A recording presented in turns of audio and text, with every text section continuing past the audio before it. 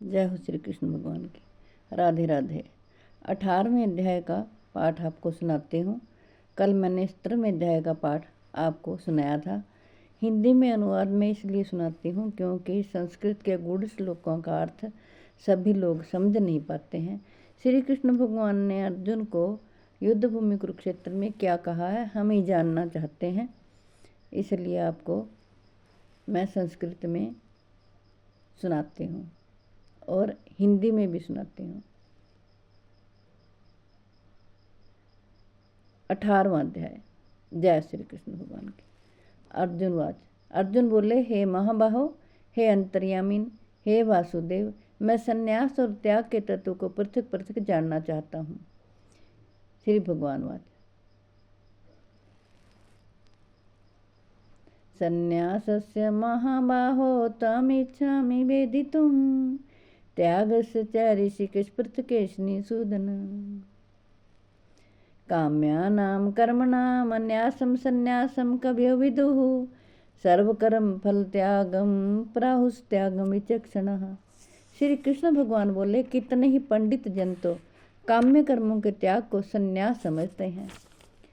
दूसरे विचार कुशल पुरुष सब कर्मों के फल के त्याग को त्याग कहते हैं। त्याज्यम दोष वैद्य के कर्म प्राहो मरनीशना यज्ञ दान तपह कर्म न त्याज्यमिति चापरे।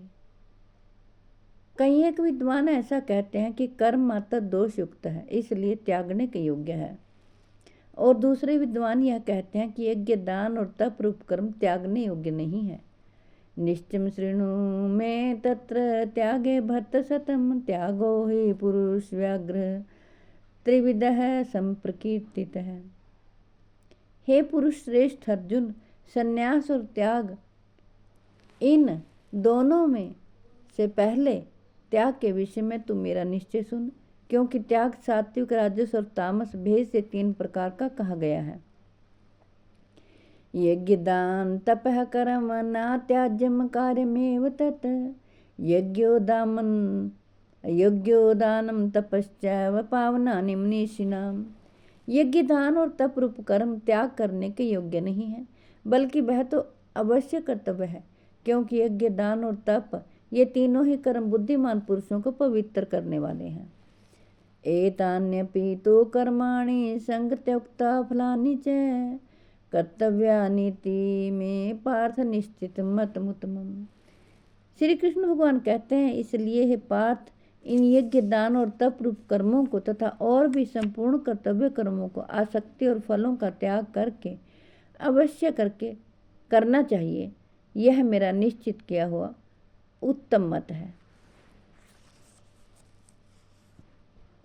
जय हो श्री कृष्ण भगवान। राधे राधे। जय श्री कृष्ण।